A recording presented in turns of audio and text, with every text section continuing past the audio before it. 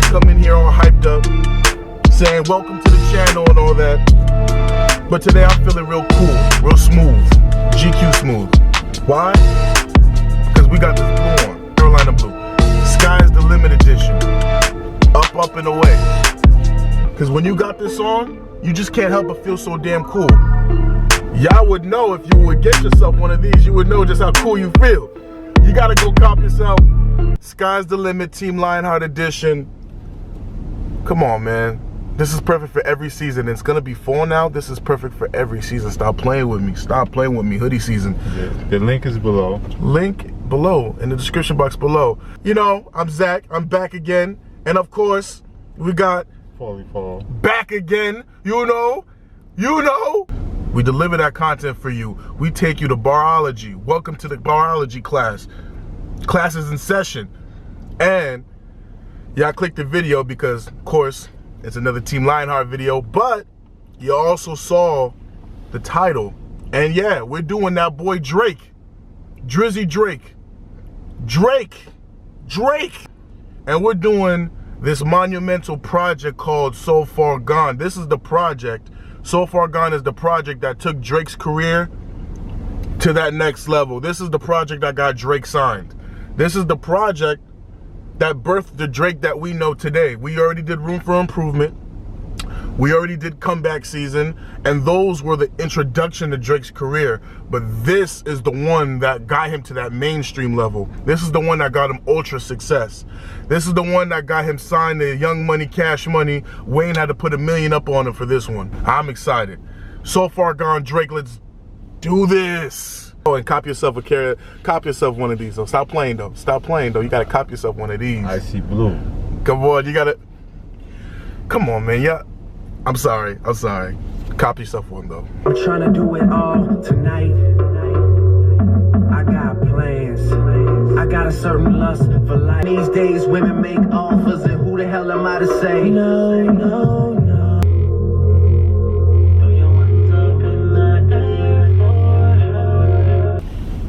I like that intro. Yeah, it's a nice way to start for an album, man. That's pretty good. The Lust for Life. I like the cover art for So Far Gone. With it's supposed to be the So Far Gone, the lettering, and then he's I'm assuming that's supposed to be him, and he's looking at the sky, and it's so far gone. I guess he's like so far gone from what he's used to. Like this is, like I said, him propelling to the next level. So just right off rip, Lust for Life, the way he starts off this project compared to his previous last two mixtapes, which was Room for Improvement and Comeback Season, big difference. You can tell like this is gonna be the one right here. Sometimes when you hear an intro to a project and you can just test the vibe of something, sometimes you just be like, oh, this is gonna be the one. You know what I mean? Like certain projects give you that vibe, like, oh, this is gonna be the one. Like when we did Life After Death, once you hear that intro, oh, this is gonna be the one. Because if you could put that much effort into an intro, that means you most likely put in that much effort for the whole project. Yeah, you're trying to set up the project. You're trying to set up the project. So this is called Lust for Life. And that's an interesting name for a title of a song, Lust for Life. So he's literally fiending for life, you know, and he's you know, in his braggadocious showing off mode, you know. Them light-skinned models standing there in the cold there with us, you know. Let them girls in for a drink. Drake, I always said Drake is the most corniest cool dude that I've ever seen before. He's so cool and very corny at the same time, but it works for him, you know. I think Drake is cool and Aubrey's corny. You know, and this project is very important because, as we know, we did Kanye West 808 and Heartbreaks. Like I said in that video, that project was so important because it helped Drake mold his style. You know, Kanye introduced a whole new style, and Drake took advantage of that style and did his own twist into it. And you can hear it in this project so far. With that intro, you could just already hear it with Lust for Life. But, you know, and I like when he says throw your ones up in the air. I threw my one up in the air. I did. Prepare yourself to be performing, and make the songs, envision yourself performing that song. That's what makes the songs that much better, as we seen in that verses. It's cool to have a cool song, but it's better to have one where you have crowd interaction. You know, where you can set up crowd interaction and take advantage of when you are touring or when you have a concert or something. Yeah, because we heard that's where most of the artists make their money, from touring. Yeah. You know, that's the big money right there. You know, and then if you have really cool shows, you know, it's gonna get out there like, oh, we can't miss his show or her show. And then, you know, next you know, you're selling out arenas instead of little venues. And that's when you get the big money. And nobody want to come see you if you're not interacting with them. Yeah. Getting them involved. Yeah. Because they feel like they a part of it. And you know, they pay their money for it. They want to see it. They're there to support you, and they're there to have a good time. And if you're not, them back, if you're not doing it justice, then don't. You spoke on the cover art. They said that the cover art was influenced by a finance newspaper ad. Really? The Economist. Really? He said that somebody gave him a whole bunch of freedom to look at stuff, and he got the inspiration. Hey there, pretty girl. You know, just to land of Vegas, just to land of Vegas, just to in the air. There you go again. Your one's up in the air for her. You know, this was one of the songs that I didn't like back then, Houston, Land of Vegas. I would always skip it, you know. I wanted to hear the bars. I wanted to hear, like, you know, the hits, the bars. I wasn't appreciating gems like this in Lust for Life. So I would always skip it. Now I'm older, and my musical taste buds have changed. And, you know, I appreciate the little things. Houston, Land of Vegas, I like Houston, Land of Vegas. And I'm glad this is why I'm glad we do this type of thing, go back to listen to Project, things like that. And Houston, Land of Vegas is my first time admitting I like Houston, Land of Vegas. You know, before I would just like, oh, Houston, Land of Vegas, I play it, but I wouldn't pay much attention to it. I like it. It's catchy. I like the hook. That line where he says he would tattoo her name on his heart, yeah, that was corny. I'm not gonna lie. Okay, but you know, I do like when he says throw your ones up in the air for her, because the ones is gonna get her out of Houston, Land of Vegas. She's a stripper. Okay, she needs those ones. She needs the money. And Houston, Atlanta, Vegas are some Houston, Atlanta, and Vegas are some hot stripper spots. Don't ask me how I know that. And she needs that money. She needs that money to get in. You know, this is Drake on his Captain Save a Hoe shit. Not that if you a stripper, you a hoe. Some people just strip because they... Listen, I'm not going to get into that whole debacle thing right now. All I just know is he's talking about a stripper. You know what I'm saying? And she's stuck in Houston, Atlanta, Vegas. So she on the East Coast, she down south, and she out west at the same time. She making moves. She don't need them ones. Wait a minute, Drake, you got me fucked up. I just realized. She's in the ATL, so she's eating some lemon pepper wings. She's down south, so she's eating fried chicken. And then she's out west, she's drinking cocktails and shit. The fuck is going on, Drake? The fuck is this? You know? But I like the song, though. I do. But you on your Captain Save a Hoe shit. I'm not gonna sit here and lie to you. I'm not gonna sit here and lie to you. I'm on your ass right now because the song is hot. So you're getting a pass from me, but you trying to defend a stripper out here. You trying to defend a stripper and she want my ones, and this is gonna get out of Houston, Atlanta, Vegas. I guarantee you my one is not gonna make a difference because she got stacks. I guarantee she got a shoebox in her hotel room or in her little apartment or condo, and she got stacks. And, you know what I'm saying? And then she's throwing that ass. I promise you she's throwing that ass, Drake. Don't do this to me, dog. No beef. But I gotta call it like I see it. You know? It came out though, it was, I liked it because rappers showing range that they melodic and stuff. I like that part. But now, I don't like it much, man. Really? Yeah, because it's like oversaturated. The melody, they trying to use the melody to get rid of rap, period. Okay. So rap is going to be more like R&B, okay, instead of lyricism. Yeah. So that's how come I love lyricism and the companionship with production. Yeah. But back then, I was like, oh yeah, this is some range. A rapper that's singing. That's singing, yeah. You know? Like, he's a genius for doing that. Drake's not a rapper. Drake's not a R&B singer. Drake is, to me, an artist. He's in his own lane. Houston, Atlanta, Vegas. Yeah, man, she a stripper. She's stuck in Houston. She's stuck in Atlanta and Vegas. I mean, she sound like she's doing well for herself, you know? She sound like she's doing good, you know? But Drake said throw them ones up in the air for her, because it's going to get her out of Houston, Atlanta, Vegas. I'm guessing she don't want to be a stripper no more. He at the All-Star weekend, and he's at his peak, and, you know, but at nighttime, she be with him, you know? And I'm like, okay. So Drake out here getting that stripper chick. You out here going crazy. Now, was it All-Star weekend in Atlanta? Was it in Vegas? Or was it in Houston? I don't know. But wherever she was, he was there, and he was going crazy. You know, so shout out to you, Drake, and shout out to that stripper, because I'm guaranteeing you this is probably a real story. And when I leave, I always come right back here. The young spitter that everybody in rap fear. Nickels for my thoughts, dimes in my bed. Quarters of the kush, shape the lines in my head. I just wanna be successful. Okay, before I talk about how great this song is, I'm just gonna say it. Lil Wayne's verse wasn't necessary.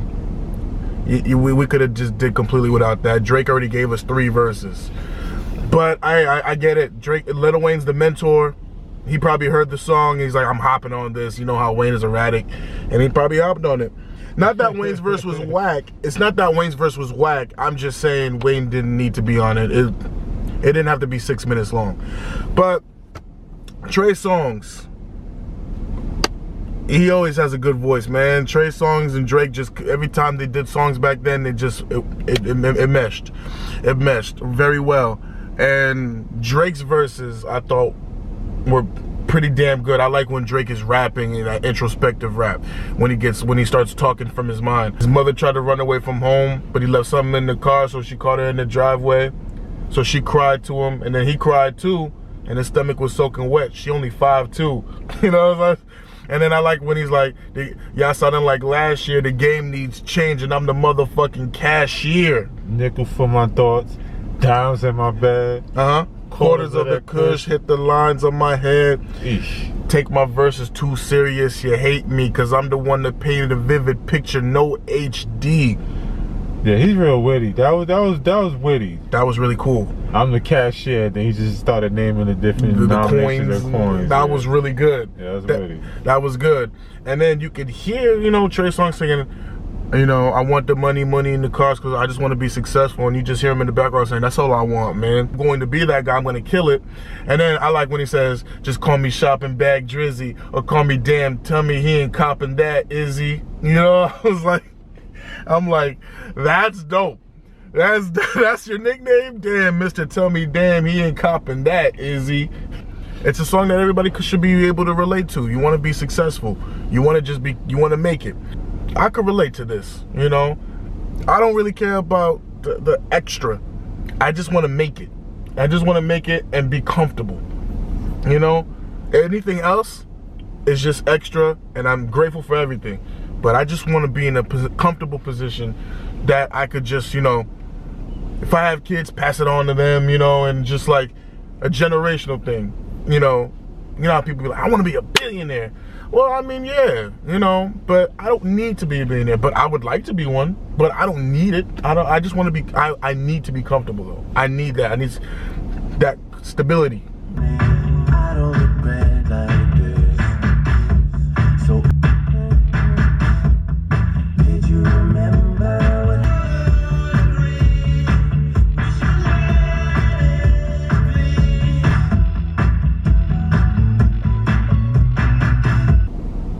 Okay, you know, don't love it. I don't even like it like that, but it's not a bad song. I respect it. I'm not gonna lie, I respect it. Yeah, he tried to show some range. I thought about like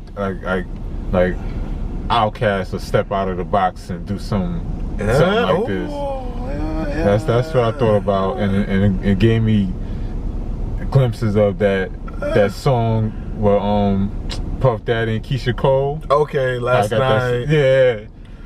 I didn't even get an answer. Yeah. Sound like they may have sampled a little bit of that. This is not bad. Okay, I respect it. Yeah. Cause he tried to show some range. And then Peter B Bjorn. I don't know. I can't pronounce it. If you ever see this video, I'm sorry, I don't know how to pronounce your last name, but it's Bjorn.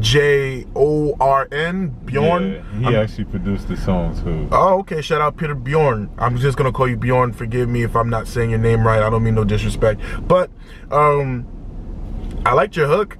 Yeah, I like it. It sounds like something I would hear in a movie. I was just about to say that. It sounds like I was just about to say that. Yeah, some sort of scene where it's like, I don't know, but I don't mind it. It's okay. I'm not looking. I wouldn't look for this song personally for me to bump, but if I was bumping like this project all the way through, I would let this one slide, maybe. Yeah, I would let it slide. I'm not gonna lie. I probably wouldn't fight to skip it right away. It's not a bad song. It's not. I'm not trying to trash a song. I'll let you know when I don't like a song. I think this is decent. Yeah, I like it. It's just not for me. And before y'all say, well, you just probably want to listen to hip hop. No, I do like rock. I do like classic rock, alternative rock. Yeah, that's me too. I'm eclectic. I like a lot of music. I got jazz on my playlist. You know, you'd be surprised what's on my playlist. Like I said, this is not whack. Listen, man. It gave me like Kings of Leon vibe. It gave me like those alternative rock bands. This was like an alternative song, you know. And I appreciate Drake for having the courage to drop this, because, you know, 09, that was a time where it was like, it had a specific. This was respectable. One time for the homie DJ Screw. I say my name is Drizzy, and ain't nobody realer. Cup inside a cup, smoking Ghostface Killer. Oh, I know. One thing I like about this song, November 18th, that's actually my birthday, so I appreciate the title. I like how he's giving out a shout out to Houston. He's giving a shout out to the South. You know, he's giving a shout out to DJ Screw, and then you hear UGK, and you know, Drake's always showed love to the South. He's always showed love to Memphis and Houston. He's always showed love. He always gave appreciation to the South. So that's one thing I like about Drake.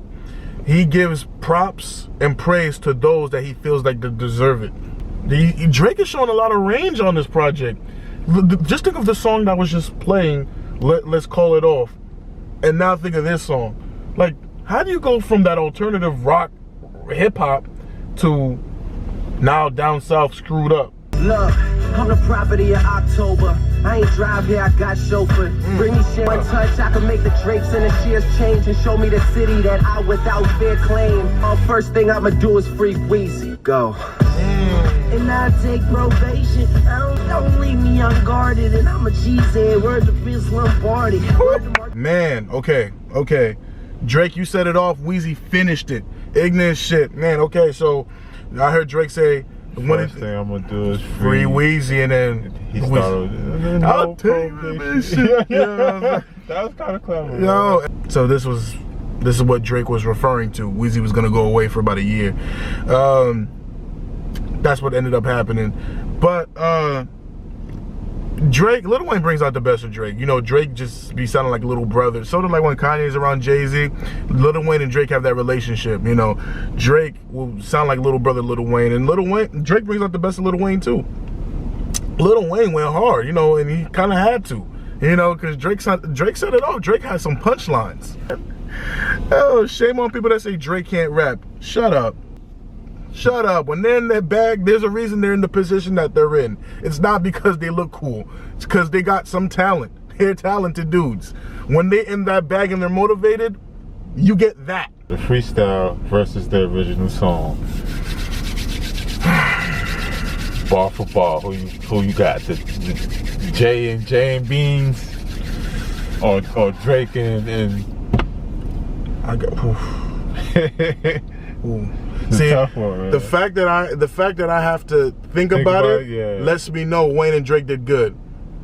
I'm gonna give it to Jay and Beans though. I'm gonna give it to Jay and Beans, but not by much. And that fucking beat though, man. That beat is hard. Just Blaze, man. He don't get enough mention, man. No, Just Blaze. He don't get enough mention. You always hear about Timbaland, Swiss, Pharrell. All the time. You always hear about them, man. You don't hear about Kanye. You don't hear much about Just Blaze. Just Blaze? Spending every moment in the studio. I took a night off for you. Go ahead. So it sounds like it's going down in the studio. Drake and Lloyd are at the studio, and I guess they got some females over, and it sounds like it's going crazy. Question: where's Lloyd been? Where's Lloyd at, man? What's been going on with Lloyd? I haven't kept up with Lloyd in like 10 years, maybe even more. Last time I heard from Lloyd, 2010, 2009, around that time. I just remember he was like white hot, and his music was played everywhere, and then he just completely vanished. I forgot all about Lloyd until I saw his name in the credit.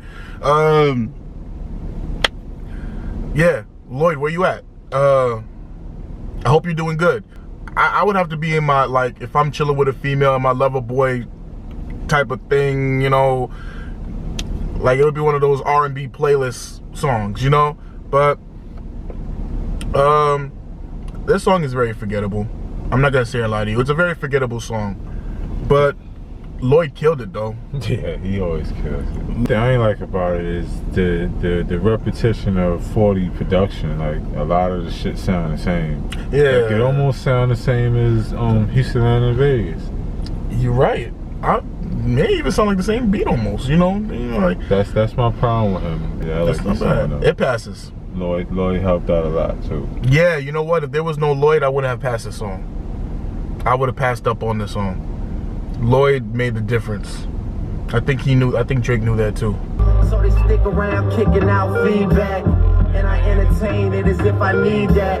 24 hours from greatness, I'm that close. Don't ever forget, cause I just see my ex-girl standing with my next girl, standing with the girl that I'm fucking right now. Well, damn. There's two lines on there that stuck out to me.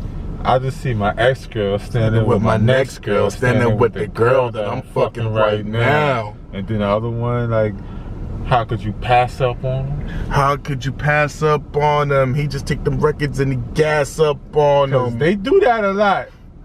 They do that a lot. Sylvia be telling damn Drake fly, and he just be like, silly motherfucker, I know that was your bad. How could you pass up on him? He just take them records and he gas up on them. Wayne'll probably put $1 million cash up on them. Surprised no one ever put their ass up on them. And it's fitting for them to use this track because this song sort of inspired the album. It did. Yo, Say You Will.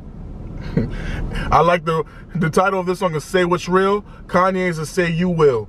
Say What's Real. Drake talking from his heart on this track, and you can tell. Yeah. He said Wayne will probably put $1 million cash up on him. Wayne put $1 million cash up on him. 1.1 mil. He put 1.1 mil. Prophecy, when you speak things into existence, manifestation. Drake saw it and Drake capitalized, and he needed this song. Yeah. He needed this song because everything else was cool. It was cool. You showed range, but we needed to know, can you give us the track that lets us know, like, okay, you're Young Money, Cash Money's man. You're the face of the franchise now. Because Wayne is the CEO of Young Money. Wayne needs to know, are you that guy? Sometimes you need to have that one track to let you know, okay, that's the guy. That's the one.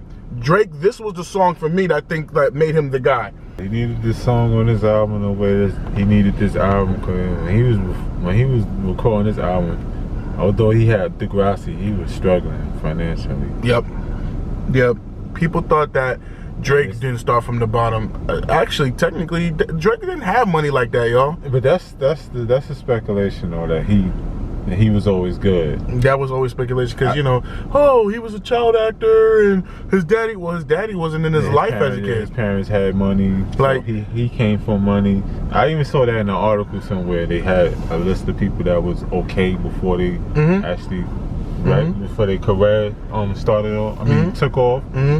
And he was in there, so I was like, I don't really know too much about that. You know, Drake, from what I know about Drake, he didn't make money like that on Degrassi. He wasn't making bank on Degrassi. He wasn't. He didn't make bank like that on Degrassi. Degrassi wasn't giving him money like that. And then that's how they label him, a child star. So you know, when you hear star and associated with a name, you thinking that they good. You know, like, nah, Drake didn't have money like that when he was on Degrassi. Drake was, and his mom basically raised him on Dolo. You know, because his dad wasn't around. His dad came later in life. You know, there was a huge resentment with his dad at one point in time. Drake and his dad wasn't always cool.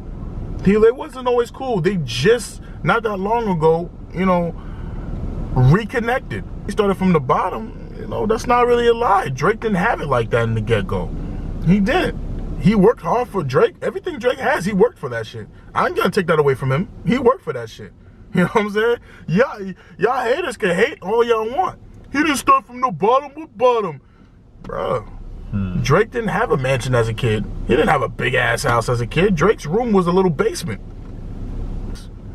You know what I mean? Now, just because he wasn't dirt poor, just because he wasn't dirt poor and had to rob people and shit like that, doesn't mean that Drake didn't struggle financially. How we move from A to B, it can't be up to me, cause you don't know. A little bit of love with you. You need it, we can do it. It was you and I, only I. Not bad. Not bad. Again, it sounds like a song that should be in a movie. They said the original, this is the original. They said the remix was the first song he released off of this album. Oh, really? I don't remember what the original, the remix sound like. Neither. Me neither. But they said that was the first song he released off this album. It's interesting. That's pretty good. And that, however you pronounce his name, Bjorn, Peter Bjorn. Yeah, he produced this as well. I'm not surprised. You know what I'm saying? Like, I'm not surprised. It sounded very familiar like the other song. So I gotta do some research on what's the connection with him and Peter Bjorn. Like, where did that come from? Yeah. Like, how did you get in contact with him and how did that formation happen? And I gotta be honest, I like it. I do. Different. This was calm. This is like that soothing track that you'll probably hear. This is something that you probably hear at H&M or a shopping center or just like a movie or something. I like it. I thought about No Doubt. Really? Ah, Gwen Stefani. Okay, yeah, give me that. Yeah. I don't know the other singer, the female, but shout out to her. I know her name. I see her name, but I can't pronounce that. Likely or something like that. Oh, Likely. When I was reading that, when I was reading that, I was trying to pronounce it, and then it clicked on me like that the same way. I like you just for that. That's clever. Baby, you my everything. You're all I ever wanted. We could do it real big, bigger than you ever done. Cause she hold me down every time I hit her up. When I get right, I promise that we gon' live it up. My shirt ain't got no stripes, but I can make your pussy whistle like the Andy Griffith theme song. You know who you are. Oh, damn. I got you. This is the song that got him popping. It did. This was like, whoa. I remember coming home from school. I'm coming home from school. I turn on TV like I normally do on BET, because that's when BET was popping. You know, right before 106 and Park started. I see this video playing, and I'm like, that dude looks familiar. And I'm like, that's Wheelchair Jimmy from Degrassi. Wheelchair Jimmy. I was like, he can walk. I was like, I know he can walk. I know he wasn't really in a wheelchair. I know it's for the show, but I was like, I was so accustomed to him just rolling around in every episode. I'm like, he's a rapper. He's rapping. Like, he's on BET. You're popping. I was like, he made it. Because I knew he rapped. Because on the show, he even like showed that he was rapping on the show. But I was like, I already knew he was a rapper because I heard Comeback Season. But I was like, this nigga's on BET? Oh, I felt like a proud father, man. I was sitting there like a proud daddy. Best I ever had, bro. Hey, my shirt ain't got no stripes, but I could make that pussy whistle. You know what I'm saying? The Andy Griffith theme song. For all y'all that don't know about the Andy Griffith theme song, YouTube it. YouTube it. Yeah. Theme song is whistling. You know, that's the Andy Griffith theme song. So he's like, I can make that pussy do that. I can do that. You know? And every single show she out there repping like a mascot. She loyal. She loyal. She repping like a mascot. She loyal, because mascots be going hard for the team. You know, they're the energy, you know? Real ass chick right here, and she's the best he ever had. She's the best he ever had. She make him beg for it till she give it up. Then he say the same thing every single time. You the fucking best. Yeah. But I work hard, so I deserve it. Facts. And I belong right where you see me. I fall in love with girls caught up in superficial glamour who dress like Sarah Jessica and live like Princess Diana. So unstoppable. I got to be unstoppable. This is my shit. my name is Weezy. I'm almost perfect, and I work hard. That was hot. That was hot. That wasn't much to that song. You know, it was more like it seemed like a freestyle session. Yeah, definitely did. They Drake talking braggadocious, Wayne talking braggadocious. Wayne talking about even when I'm lying down, I don't back down. Around this time, Wayne was on top of the world. Y'all heard it, man. I got nothing to say. That shit was hot. That shit was hot. But that shit was on 2K though. I think that was on 2K. Correct me if I'm wrong, y'all. I think that was 2K9 with Kevin Garnett on the cover, or that might have been 2K10 with Kobe on the cover. Might have been 2K10 actually. That would make more sense. 2K10, I think. Or I don't know. It was on the 2K though for sure. I remember hearing that Unstoppable. That's where I know that from.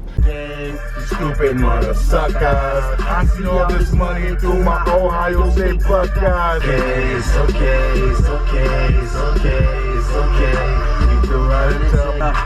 Wrong way down a one way. Women don't get saved around me even on a Sunday. Yes, I'm focused. They gangsta recognize me for my low. It's no joke. He just took me to Houston. He just took me to Texas, Houston, more specifically, in a hot ass pew. I'm in church and I'm wearing a suit and I'm sweating bullets, but I'm having the time of my life. That organ just took me to a Houston church down south, bruh. That was beautiful. The organ and then, oh my God, Drake's 2 verses. Wow. Yeah, 2 verses on 2 features, man.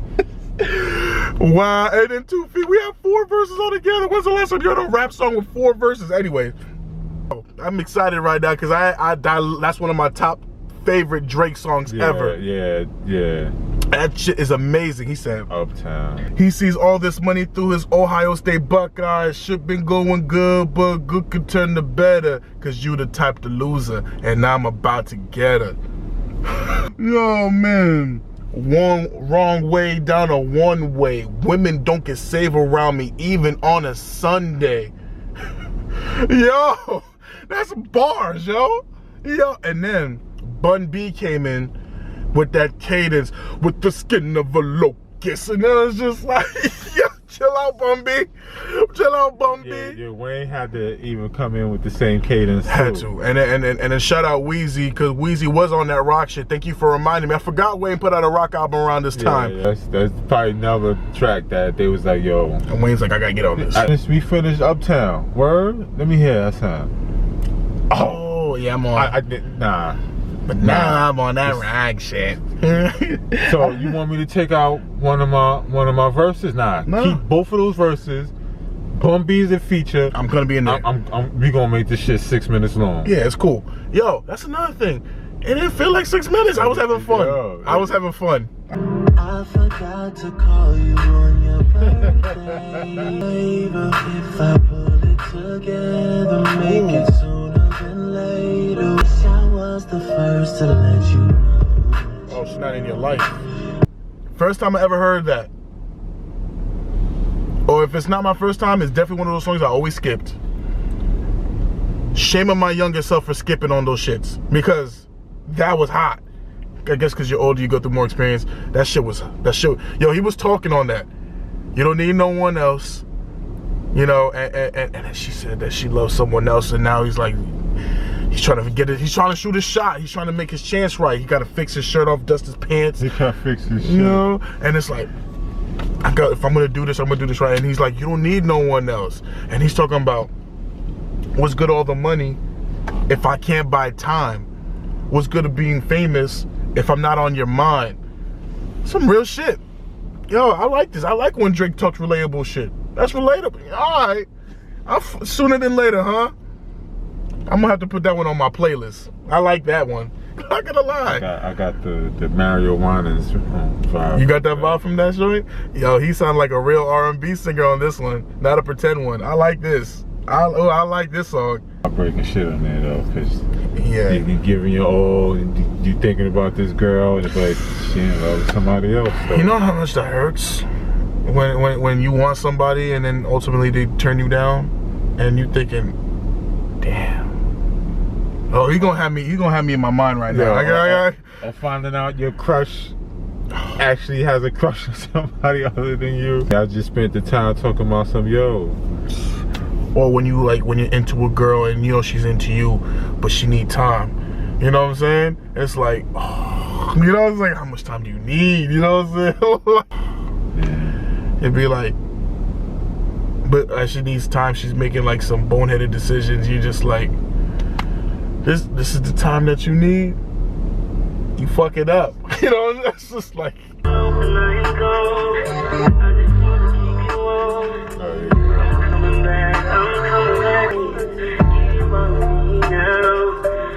you ready? What was this shit? He probably realized though, oh yeah, this kid was going, I can't touch this shit. I'm not bugging, that's Pony slowed down. That's Pony slowed down. I don't hear it. I heard Pony, but Missy Elliott she touched this. Yeah, so she's ready for it.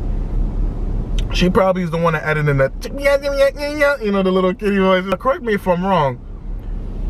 Bria is a real person. I believe Bria is someone that Drake was trying to get in real life or some shit like that. I'm not too into depth with that detail. I just know Bria is real. For all you Drake fans out there that really know the real scoop, who's Bria? Was that a chick that Drake was trying to marry or trying to cuff and she cheated, or she didn't want him, or is she related to Sooner Than Later, that song? Is this all connected somehow? Am I reaching? I don't know. Y'all gonna have to school me on that one. I don't know too much about Bria, but I know she is real, because Bria, Drake has mentioned Bria before, but on an interview type shit. So I'm not too up on game on that, but I do know Bria is a real person. And I'm assuming the way everything is sounding, all lovey-dovey and shit, sound like he likes Bria. With a name like Bria, you know she gotta be bad. So I would like to see what Bria looked like. Just saying. Another thing is, Omarion just had that track for his whole self. Drake didn't touch this track at all. So, did Drake realize that Omarion just killed it and just left it alone? Did he throw Omarion an alley-oop here, even though Omarion was famous before Drake? Or are they close friends? And he was like, yo, you can have this. I don't know what the deal is with that, but I'm not mad at it. Okay, so it wasn't Genuine Pony, it was Missy Elliott, Friendly Skies. Yeah, okay, that makes more sense. I'm just so far gone. October zone, please leave me alone. Everything will be okay and it won't even take that long. You can see it in my face and even read it on my palm. Women need attention, therefore women will complain. Develop hatred for men and say that you're the one to blame. This is why they say music can be therapy. He's releasing it. I believe what happened with this song was, how this song came to be was, he got into an argument with his uncle one day. And it was very bad. And he rushed to the studio and had to vent before doing something stupid. So he made the calm really fast and killed it. And you can hear the anger in his voice. And yo, man, that sounds like a man on a mission. Yeah, they said him and 40 was arguing because he showed up with $1,000 worth of champagne and shit. And 40 like, yo, we struggling, you know, for money to make this album, and you show up with $1,000 worth of champagne and shit. So they argued over that, and then he got into an argument with his uncle on some balcony or some shit. Came back and said, yo, I need to rap. And 40 said he made this beat in 45 minutes, and while he was making the beat, Drake was writing the song for it. 40's mom said, don't ask for permission, ask for forgiveness. And you know, Drake bought the $1,000 worth of drinks, and 40 and him had the argument, and he's having an argument with his uncle on the balcony. He needs to rap, and it's like, Drake knows he's changing. He knows he's not, as the more and more a little bit fame he's getting is changing him, but he's like, he still knows. He's like trying to let everybody know, like, we're gonna make it, but he feels we're sorry for like, he's like, because one of the first verses he said was, one of the first things he said on the verse was, I'm sorry for all that I put y'all through, you know, and but just know that it's all part of the plan. Maybe not the $1,000 of drinks, that was just out of control, but that wasn't Drake rapping, that was Aubrey. That was Aubrey. Because Drake raps with the gimmicks. This one wasn't Drake. Uptown was Drake. This was Aubrey speaking. Maybe that's where the title of the project came about. He's so far gone. Maybe he's realizing he's so far gone, like it's far from who he actually is. I don't know. And the sound of the production captures that moment too, of them arguing and why they was arguing and who he was arguing with. Guitar riff. Yeah, it's like, it's almost like a score to a movie. It captures that moment and that emotion.